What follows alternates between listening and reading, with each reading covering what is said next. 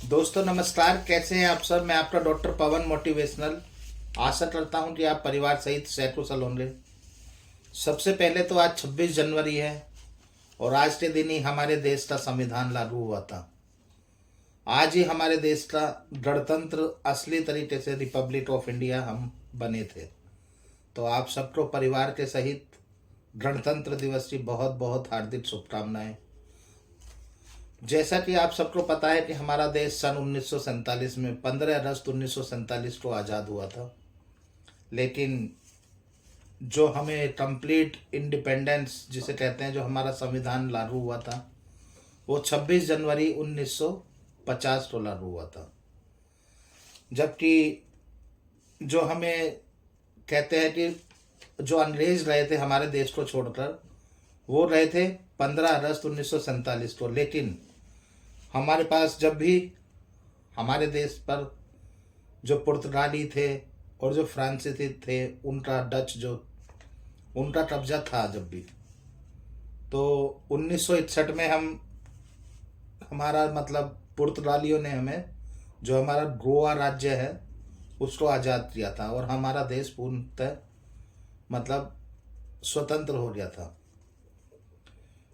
हमारा जो संविधान था वो 26 नवंबर 1949 को पूरा हो गया था लिखने के बाद। लेकिन जो लागू हुआ था वो 26 जनवरी 1950 को लागू हुआ था। तो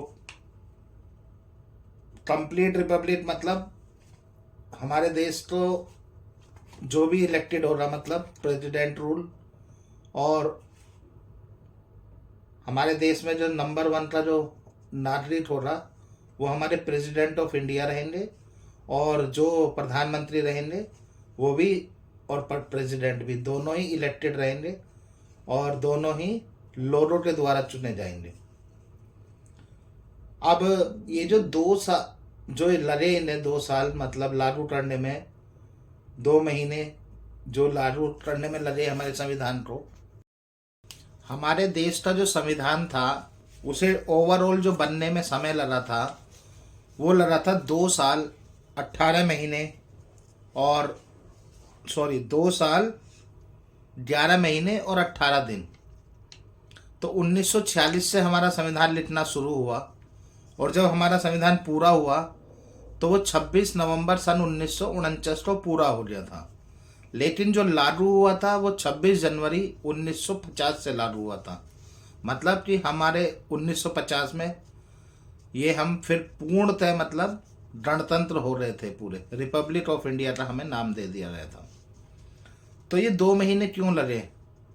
एक्चुअली हुआ क्या था, जो जर्मनी, उस समय सेकेंड वर्ल्ड वॉर चल रहा था, और जो जर्मनी ने पूरा बम्बार्डिंग कर रखी थी, पूरा तहस नहस कर दिया था लंदन को, ब्रिटेन को, और पूरे ही मतलब वहाँ की जो जनता थी ब्रिटेन की, वो पूरी तरस थी उस युद्ध से।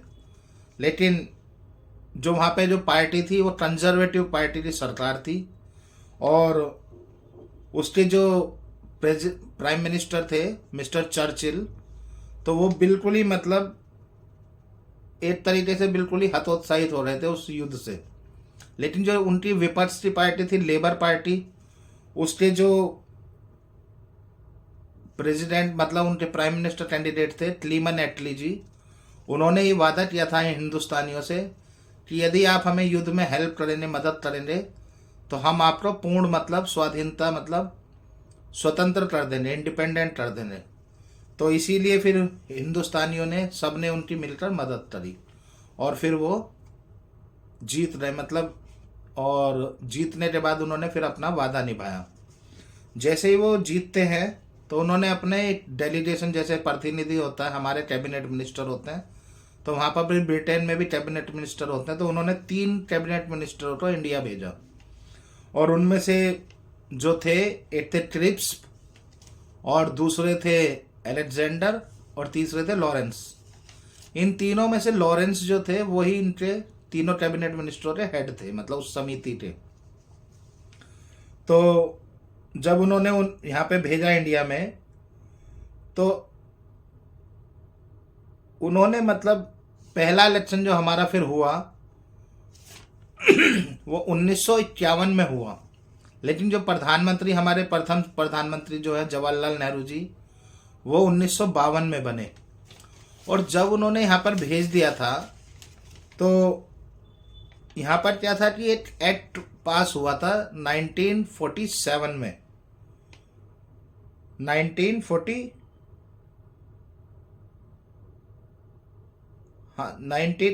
18 जुलाई 1947 में।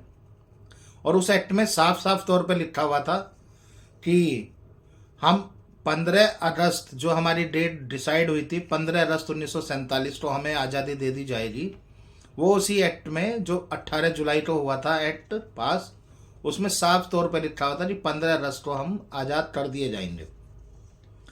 तो जो भी हमारे यहाँ पे, जैसे हमारे यहाँ पे लॉर्ड वायसराय थे, तो हमारे यहाँ एक्चुअली क्या होता था कि वायसराय नियुक्त हो जाते थे। और ये आज़ादी से पहले के समय था, जब हमारे देश का बंटवारा भी नहीं हुआ था। तो पूरा पाकिस्तान भी और बांग्लादेश भी, इन तीनों प्रोविंस से हमारे जो वायसराय थे वो सीधे ब्रिटेन की महारानी को रिपोर्ट करते थे। तो जब 1947 को हमारा देश आज़ाद हुआ और 52 में हमारा प्रधानमंत्री जो जवाहरलाल नेहरू जी प्रथम प्रधानमंत्री बने, ये जो बीच का काल कहलाता है इसे कहते हैं संक्रमण काल। मतलब इसमें जो 5 साल जो सरकार जो चली वो अंतरिम सरकार चली। अंतरिम सरकार क्या होती है?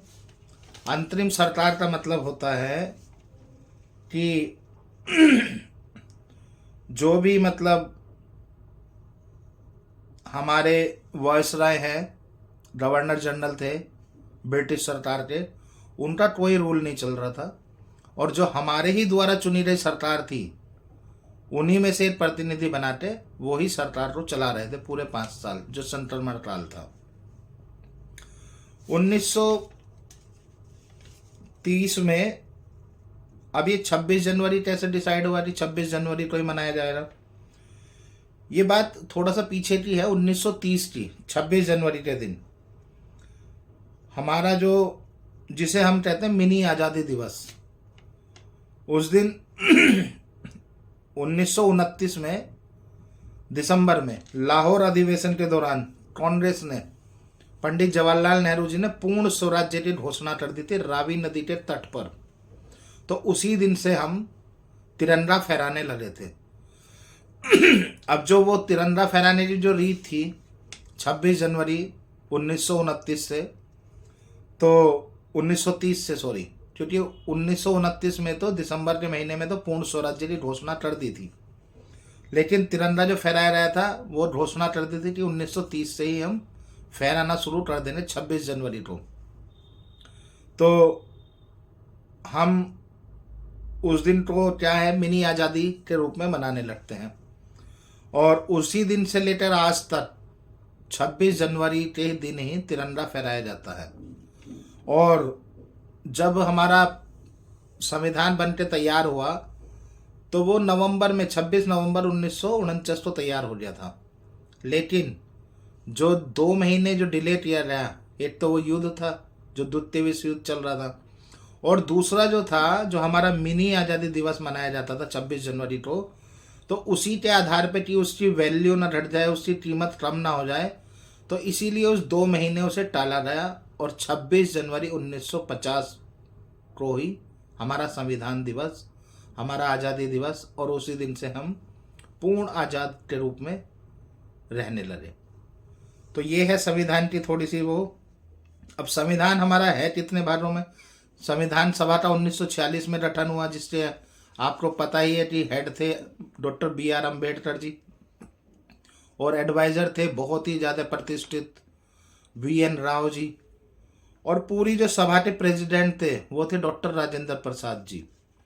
तो इन्हीं की काफ़ी मतलब 284 लोग उसमें, मतलब जो पहले जो वो बनी थी संविधान सभा, उसमें 309 लोग चुने रहे थे 1946 में। लेकिन जब तक हमारा देश आज़ाद नहीं हुआ था और ना ही देश का बंटवारा हुआ था, तो जैसे ही बंटवारा हुआ तो 299 लोग बचे हमारी संविधान सभा में।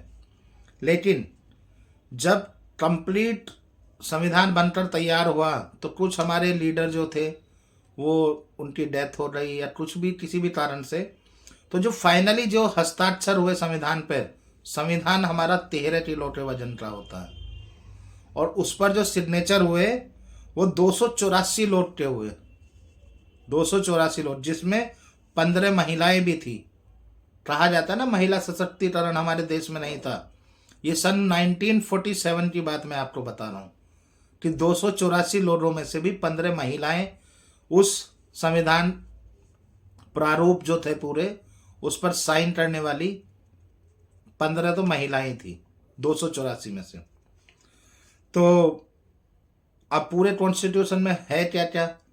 पूरे कॉन्स्टिट्यूशन में है 13 तो समितियां हैं और उसके जो 13 समितियां हैं और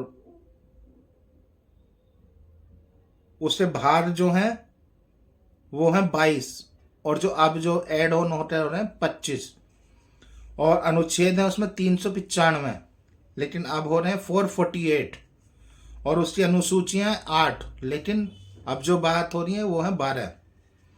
और इन्हीं चीज़ों से मिलकर हमारा संविधान मतलब कंप्लीट बनके तैयार हुआ। जो प्रारूप समिति के मुख्य समिति की जो थी उसके हेड जो मैंने आपको बताया फादर ऑफ कॉन्स्टिट्यूशन कौन थे, डॉक्टर B.R. अम्बेडकर जी, और एडवाइजर थे B.N. राव जी और प्रेसिडेंट थे डॉक्टर राजेंद्र प्रसाद जी। तो अब इस कॉन्स्टिट्यूशन को जैसे ही लागू किया गया तो उसी दिन से जो भी जनरल गवर्नर थे हमारे देश में, ब्रिटिश सरकार के या वाइसरॉय थे, उनकी सबकी शक्तियां छीन ली गई और मतलब उन्हें कोई मौका नहीं दिया गया कि हाँ बाप आगे कोई भी रूल करें। और संविधान जब मतलब जो भी बना है हमारा संविधान, वो डॉक्टर B.N. राव जो थे उन्होंने मतलब 60 देशों के संविधान पर रिसर्च करके जो जो अच्छी अच्छी चीज़ें थी 60 देशों के संविधान से निकाल करके हमारा संविधान तैयार किया। और बस यही है। उसी दिन से हमारा मेन क्या होता है 26 जनवरी आपको पता ही है, प्रेसिडेंट झंडा फहराते हैं और यहाँ पर इंडिया गेट पर हमारी जो आजकल कर्तव्य पथ कहा जाता है उस पर झंडारोहण होता है प्रेसिडेंट के द्वारा और वहाँ पर ही हमारे सारे राज्यों की झांकियाँ निकलती हैं मेन, और हमारी जो भी मतलब शक्ति प्रदर्शन एक तरीके से होता है। तीनों सेना के सेनाध्यक्ष भी वहीं पर होते हैं। तो हमारे देश का पूरा जो भी शक्ति है, जो भी हमारे देश की विविध सांस्कृतिक प्रोग्राम वहाँ पे होते हैं, झांकियाँ निकलती हैं, पूरी एक तरीके से परेड होती है। थल सेना, वायुसेना, जल सेना सभी की झांकियाँ वहाँ पर, और हर एक राज्य की प्रत्येक राज्य की वहाँ से झांकियाँ निकलती हैं। तो इसी तरीके से हम हर्षोल्लास से गणतंत्र दिवस मनाते हैं। और गणतंत्र होने का मतलब ये होता है कि हमारे अंदर जैसे कॉन्स्टिट्यूशन में लिखा है कि प्रत्येक नागरिक अपने मूल अधिकारों की रक्षा कर सकता है। प्रत्येक नागरिक भारत का हमेशा अपने लिए लड़ सकता है और पूरे अधिकार है उसको लेकर प्रेसिडेंट साहब से और एक आम आदमी तक, सबके लिए एक ही नियम, एक ही कायदा, एक ही कानून सब लागू होते हैं। और संविधान ये हमें सुरक्षा देता है कि हम वी द पीपल, उसमें लिखा हुआ भी है। तो आशा करता हूँ कि आपको मेरे द्वारा दी गई जानकारी से अच्छी लगी होगी। मैं आपका डॉक्टर पवन मोटिवेशनल।